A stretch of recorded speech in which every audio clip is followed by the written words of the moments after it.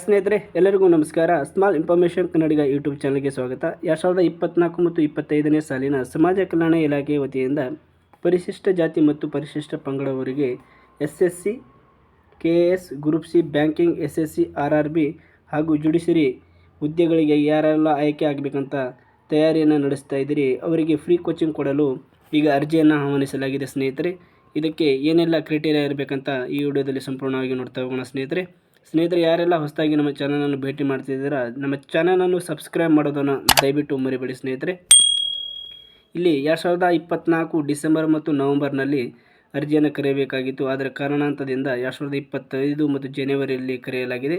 ಇಲ್ಲಿ ನೀವು ಸಂಪೂರ್ಣ ನೋಡಬಹುದು.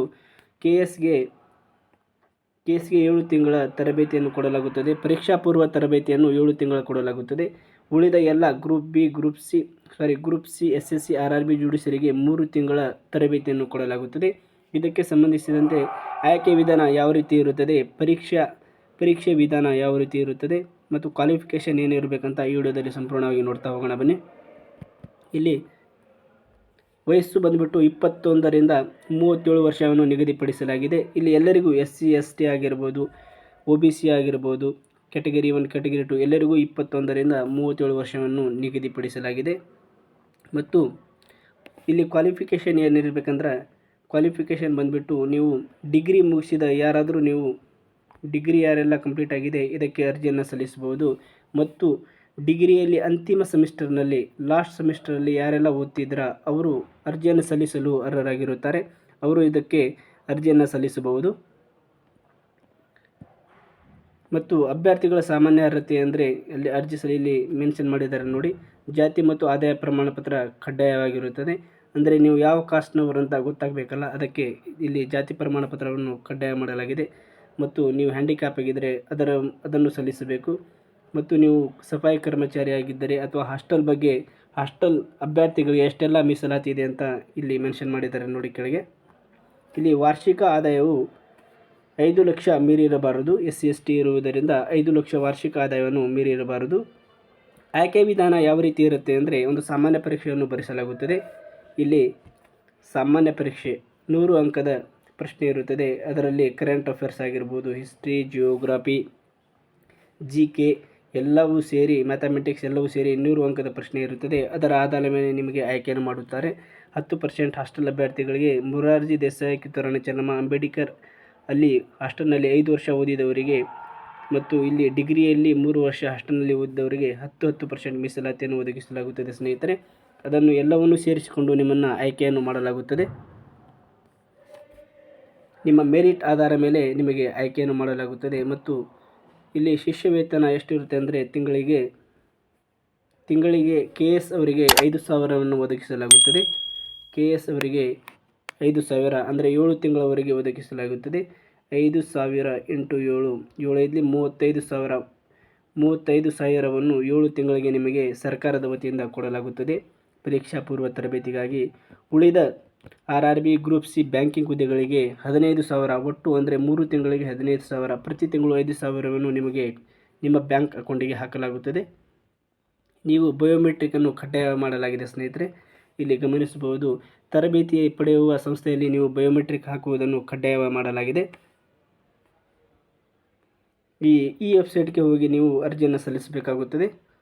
ಈ ವೆಬ್ಸೈಟ್ಗೆ ನೀವು ಕ್ಲಿಕ್ ಮಾಡಿ, ನಾನು PDF ಲಿಂಕನ್ನು ಡಿಸ್ಕ್ರಿಪ್ಷನ್ನಲ್ಲಿ ಲಿಂಕನ್ನು ಹಾಕಿರ್ತೀನಿ. ನೀವು ಕ್ಲಿಕ್ ಮಾಡಿ ನೀವು ನೇರವಾಗಿ ವೆಬ್ಸೈಟ್ಗೆ ಭೇಟಿ ನೀಡಬಹುದು. ಇಲ್ಲಿ ಕೊನೆಯ ದಿನಾಂಕ 20/2/2025 ಅರ್ಜಿ ಸಲ್ಲಿಸಲು ಕೊನೆಯ ದಿನಾಂಕ ಆಗಿರುತ್ತದೆ.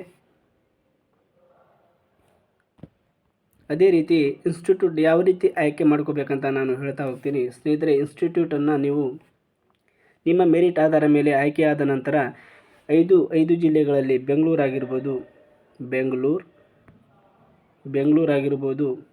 ಆಗಿರ್ಬೋದು,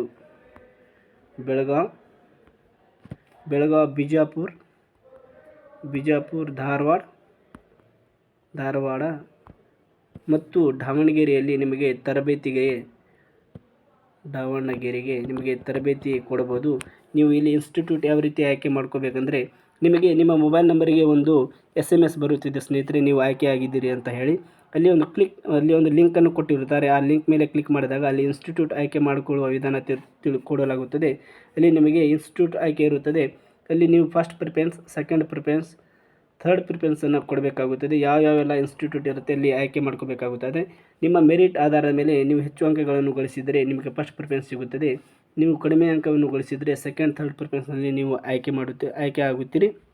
ಈ ರೀತಿಯಾಗಿ ಇನ್ಸ್ಟಿಟ್ಯೂಟ್ ಆಯ್ಕೆ ಮಾಡಬೇಕಾಗುತ್ತದೆ.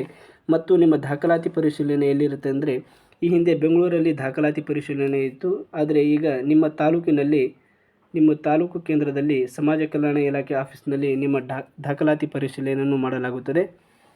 ಇಲ್ಲಿ ನೀವು ನೋಡ್ಬೋದು, ಇಲ್ಲಿ ಅಂಗವಿಕಲರಿಗೆ 4% ಮೀಸಲಾತಿಯನ್ನು ಒದಗಿಸಲಾಗಿದೆ. ಇಲ್ಲಿ ಅಂಗವಿಕಲ ಹ್ಯಾಂಡಿಕ್ಯಾಪ್ ಕೋಟಾದಲ್ಲಿ ಯಾರಾದರೂ ಇಲ್ಲದೇ ಇದ್ದರೆ ಉಳಿದ ಬೇರೆ ಅಭ್ಯರ್ಥಿಗಳಿಗೆ ಇದನ್ನು 4% ತೆಗೆದುಹಾಕಿ SC/ST ಅಭ್ಯರ್ಥಿಗಳಿಗೆ ಸೀಟನ್ನು ಒದಗಿಸಲಾಗುತ್ತದೆ. ಪರೀಕ್ಷಾ ಪೂರ್ವ ತರಬೇತಿಗೆ ಸೀಟನ್ನು ಕೊಡಲಾಗುತ್ತದೆ. ಹಾಸ್ಟೆಲ್ ವಿದ್ಯಾರ್ಥಿಗಳು ಇಲ್ಲಿ 10% ಅವರಿಗೆ ಮೀಸಲಾತಿಯನ್ನು ಕೊಡಲಾಗುತ್ತದೆ. ಅವರು ಡಿಗ್ರಿಯಲ್ಲಿ 3 ವರ್ಷ ಹಾಸ್ಟೆಲ್ನಲ್ಲಿ ಇದ್ದು ವ್ಯಾಸಂಗ ಮಾಡಿರಬೇಕು. ಅದಕ್ಕೆ ಸಂಬಂಧಿಸಿದಂತೆ ನೀವು ವಾರ್ಡನ್ನಿಗೆ ಭೇಟಿಯಾಗಿ ನೀವು 3 ವರ್ಷ ಇಲ್ಲೇ ಓದಿದ್ದೀನಿ ಅಂತ ಹೇಳಿ ನೀವು ಸರ್ಟಿಫಿಕೇಟ್ ಬರೆಸ್ಕೊಂಡು ಬರಬೇಕಾಗುತ್ತದೆ. ಅದನ್ನು ಅರ್ಜಿ ಸಲ್ಲಿಸುವಾಗ ಅಪ್ಲೋಡ್ ಮಾಡಬೇಕಾಗುತ್ತದೆ. ಅದೇ ರೀತಿ ವಸತಿ ಶಾಲೆಗಳಲ್ಲಿ 5ನೇ ಕ್ಲಾಸಿಂದ 10ನೇ ಕ್ಲಾಸ್ವರೆಗೂ ನೀವು ಮೊರಾರ್ಜಿ ದೇಸಾಯಿ, ಅಲ್ಪಸಂಖ್ಯಾತರು ಇಲ್ಲಿ ನೋಡ್ಬೋದು, ನೀವು ಅಲ್ಪಸಂಖ್ಯಾತರ ಇಲಾಖೆಯಲ್ಲಿ ಬರುವ ಮೊರಾರ್ಜಿ ದೇಸಾಯಿ, ಕಿತ್ತೂರು ರಾಣಿ ಚೆನ್ನಮ್ಮ, ಅಂಬೇಡ್ಕರ್ ವಸತಿ ಶಾಲೆಯಲ್ಲಿ 5 ವರ್ಷದವರೆಗೆ ನೀವು ವ್ಯಾಸಂಗ ಮಾಡಿದ್ದರೆ ಅದಕ್ಕೆ ನಿಮಗೆ 10% ಮೀಸಲಾತಿಯನ್ನು ಕೊಡಲಾಗುತ್ತದೆ. ಅದಕ್ಕೆ ನೀವು ಒಂದು ಸರ್ಟಿಫಿಕೇಟನ್ನು ಶಾಲಾ ವಾರ್ಡನ್ನಿಂದ ನೀವು ಬರೆಸ್ಕೊಂಡು ಬರಬೇಕಾಗುತ್ತದೆ.